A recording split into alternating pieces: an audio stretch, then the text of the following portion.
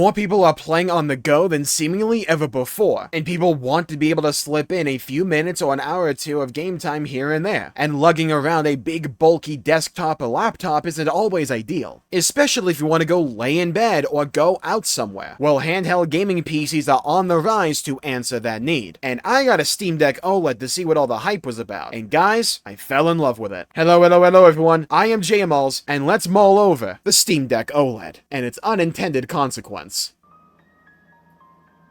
Look, the Steam Deck isn't exactly new hardware, so I don't think it would be apt for this video to talk about the various specs of the original Steam Deck and the Steam Deck OLED. That information is out. I care about the usability, the form factor. Does it run games well, and will it work for what you want it to do? Let's start with talking about the hardware feel. How does it feel in the hands to use overall? And honestly, I think it's really well designed. I love the ergonomics of it. It feels comfortable to hold in the hand. And as someone with rather large hands myself, the grips it has for the hands on either side make it enjoyable to hold. The buttons feel good to press as well. Though I would also say I think the sticks take a little bit of getting used to. They don't really behave or function like any sticks that I've played with before, but I wouldn't call them bad or anything like that. They just take a little bit to get used to. One of the things I absolutely love about the Steam Deck though, and in my opinion, is one of its best features and elements are the trackpads. Now I know the idea of using a trackpad can send a wave of terror and fear in a lot of people, but the Steam Deck comes equipped with two trackpads on the front. For a lot of functionality that may require a mouse, if you don't want to plug one in, you can just use the trackpad. They also have really good feedback and vibrations when you use the trackpad. They just feel really satisfying to use. I haven't even needed to plug in a keyboard because I either just type with the touchscreen or I utilize the trackpads to type on a virtual keyboard. And whenever I'm in the desktop environment or just need to use the mouse, the trackpad for me is more than sufficient. Sure, it's not as fast as a traditional mouse, but it's a trackpad, come on. For being able to utilize mouse functionality on the go, or you just can't be bothered plugging in a mouse, it will work, and once you get used to the trackpads and having them at your disposal, it's hard to live without them. And when it comes to the button placement on the front of the console, alongside the analog stick, I quite like the placement. My thumbs never feel as if I really need to stretch them or morph my hand to go from the analog stick to the button or the D-pad. My thumbs remain in largely a comfortable position no matter what I'm doing, and the only time I really have to move them out of position or move my hand is to utilize the trackpad, which when you're playing is not something you're gonna always be doing, at least depending on the game. Now, the one element to the form factor that I think will be a con for some people is the weight of the console. If you want to play for extended periods of time and you're not having the Steam Deck rested on something, I at least feel the strain on my wrists over time. So what I like to do is I just rest it on some blankets. But outside of that, I really like the build quality. It feels sturdy in my hands, it feels really solid, and it's comfortable, with just the asterisk that it is rather heavy. At least the OLED model, which is the one that I have. But now let's transition to talk about the thing people are really buying this for. What's it like to play games on it?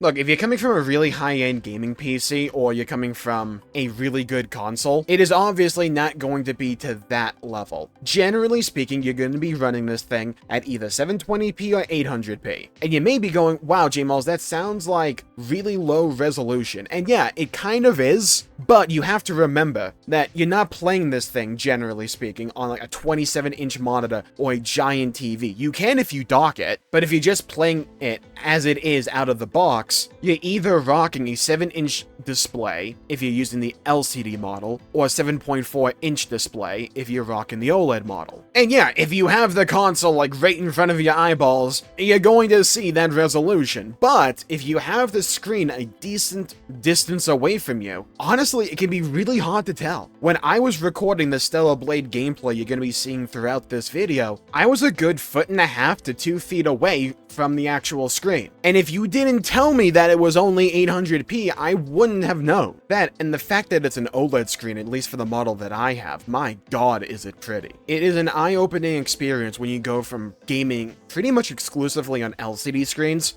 to OLED screens. The colors pop way more, the lighting just looks better across the board, and it doesn't look overly saturated or like it has way too much contrast. The colors just really pop and look good. I tend to play a bunch of either RPGs, action games, or the occasional older FPS like Halo. And for the games that I play, they all run exceedingly well on the Steam Deck. Quite a few games even have preloaded Steam Deck option menus that are designed for that hardware. You can still tinker with them, don't get me wrong, it's just if you want an out-of-the-box experience, the Steam Deck does provide that for a good amount of titles, at least for the ones that I tend to play. And even for a game like Stellar Blade, which to be fair is rather well optimized for PC gaming, my god does it run well in the Steam Deck. That is one of the games that I had to tinker with the options a bit, because I didn't like the Steam Deck default settings. I thought it made things a bit too pixely and blurry, so I just turned off FSR mostly, and so I just tinkered with the options and made it look way better, and it still runs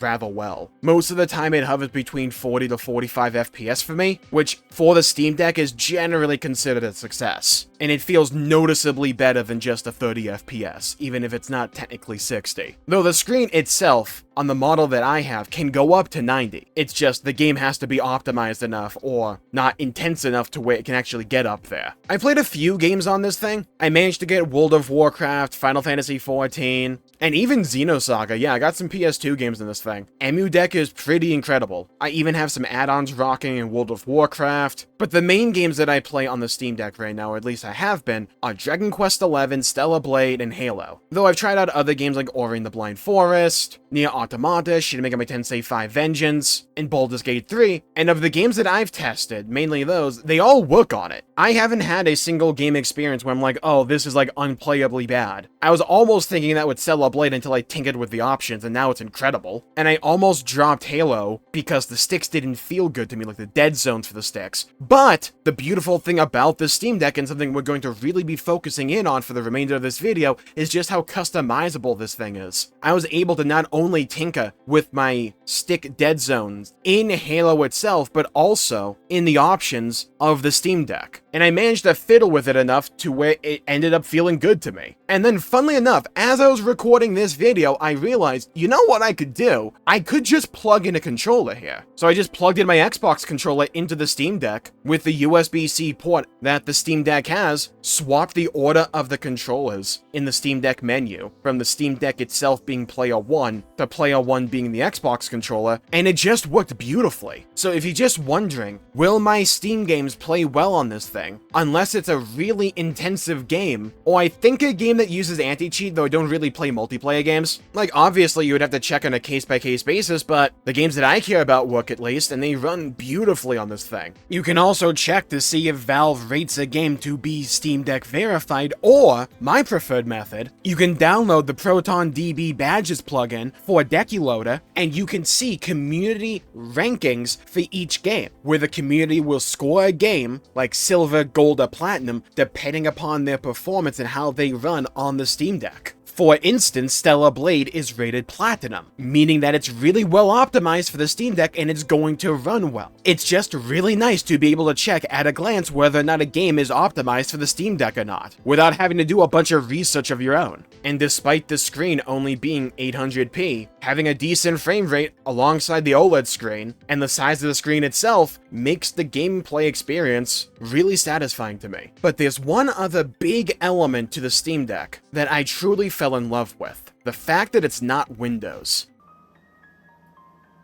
So the Steam Deck utilizes SteamOS, which is a distribution of the Linux operating system. You have two main modes when it comes to the Steam Deck. Game mode, it's your basic user interface to access your Steam games. But you also have desktop mode, which is just a Linux PC that utilizes KDE as its desktop environment. As someone who grew up with Windows and uses Windows still to this day, and also throughout most of my life, it felt very natural and easy to use. It feels in a lot of ways how I remember Windows 7 feeling, and it takes a little bit to understand the nomenclature of the various applications and how things work, but honestly, I picked up on it really quickly, and I don't think most people, if you're familiar with Windows, would really struggle for long. Plus, whenever I do have a question, I find a bunch of great tutorials online, whether that be in forum posts or YouTube videos. And SteamOS made me really appreciate what Linux can do, and just the fact that it's not Windows. It even inspired me to put Arch Linux on my my really old laptop, because while it was running Windows, it was just way too slow. But I think one of the great side effects of it being on Linux is just how customizable the experience is overall. Linux is known to be highly customizable. It's just ordinarily you would have to understand a bit of Linux to really make use of that customization, whereas in the Steam OS environment, there's a lot of easy to install add-ons and plugins that enable you to really customize the experience. I'm a massive fan of a series called Xenoblade Chronicles, so I was able to replace the boot up animation with a scene from Xenoblade Chronicles 2, which is one of my favorite games of all time. I was also able to replace the sound effects that my Steam Deck uses in game mode with a bunch of sound effects from Nier Automata, which is my favorite game of all time. On top of being able to replace the art that appears for various games or the logos, just how things look and feel, to even more basic stuff like replacing the wallpaper on my desktop environment. I found myself really enjoying just spending a bit of time to get that customization rolling. And I ran into a few issues here and there, mainly based around the main app Decky Loader that enables a lot of this customization, and for you to be able to download way more plugins for more customization. That kept crashing for me for a bit, but with a good clean install and a few updates here and there, it's been smooth sailing since. But the fact that the Steam Deck doubles as essentially just a regular PC, it enables you to download a bunch of apps and programs to make use of for regular gaming. For instance, EmuDeck. EmuDeck is an application that enables you to emulate a bunch of older games. You just need to provide your own BIOSes, depending upon the specific emulator, and also your ROM files so that you can actually play the games. Well, I had access to my PlayStation 2 BIOS and copies of a bunch of my PS2 games, including the Xenosaga games, which I'm currently playing on stream. I found EmuDeck to be really simple and easy and straightforward to install, and like the only difficult step was I made a virtual directory because one YouTube guide like recommended to do so, and I just put EmuDeck in there. But then the actual EmuDeck installation process was like shockingly easy. It was really just hitting OK on a bunch of menus or saying, do you want the games to be stretched or to be in the native resolution? Like, I thought it was going to be way more complicated than it actually ended up being. And then you just throw your BIOS files in the folder called BIOS, and you put your ROM files in the correct console in the folder called ROMs, and then you just boot it up and you're good to go pretty much. You just have to add the program to Steam itself, and then with a plugin in Decky Loader, you can customize how it's displayed in Steam for you if you want to change the art or change the name and stuff like that. It's very straightforward. But also, this to me is one of the best elements of the Steam Deck, because if you didn't want to mess with any of that, you don't have to do it. As I chose to download Decky Loader for all that customization. I chose to download EmuDeck. You don't have to do any of that. If you just want to play your Steam library, you can go about your day just getting out of the system what you want out of it. It's just if you want to go that extra mile, they allow you to do that. And the tools available to you in order to interface with it, I tend to find are rather straightforward and not that complicated. And the Steam Deck for me has just simply been an enjoyable experience, whether or not I want to play games, or I want to customize the console more, or get one of my main games like Final Fantasy XIV to run on the Steam Deck and to be able to play my game on the go, or when I'm away from my regular desktop. That is really nice to be able to have that functionality.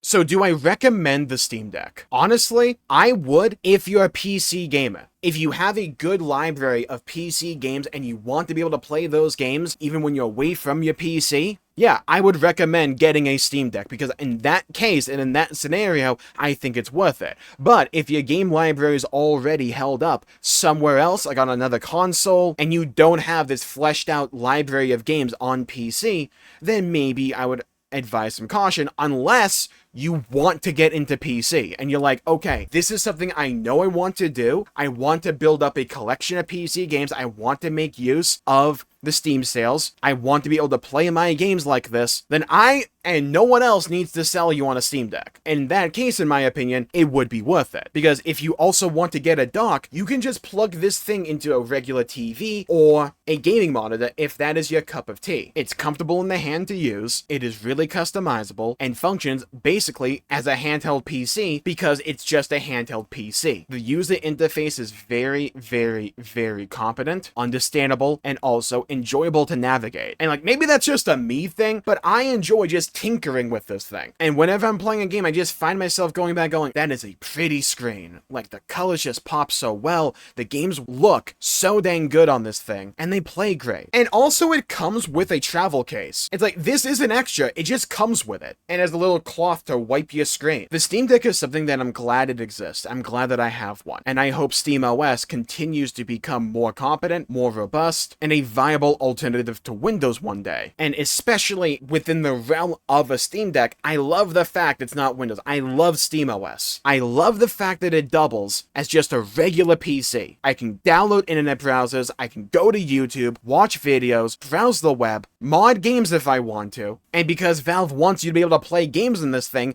even for games that don't natively run on Linux, Valve has software that enables you to run Windows applications or Windows games on the Steam Deck. That's how I got World of Warcraft, Final Fantasy XIV to work in the first place, and a bunch of games that don't natively run on Linux. But because Valve is Valve, they got it to work. So here's where you come in. Leave a comment down below with your thoughts, your opinions on the Steam Deck. Is it something you're interested in? Are you not sold on it yet? What would sell you on a Steam Deck? And what would you like to see from it in the future? Or from Valve in the future? I'd love to hear your thoughts and hear your opinions and hear your perspectives. While you're down there, please leave a like and subscribe for future coverage of the Steam Deck and PC gaming overall. Follow me on TikTok, Twitch, and Twitter, Jmulls G. I have a Discord in the description down below. And the future is looking bright for PC gaming. And multi-platform releases are on the rise. And you know what? Sony is going multi-platform. And if you want to find out more, you should check out this video right here. Stay safe, everybody. Have a great day, and I'll see you all next time. Until we meet again!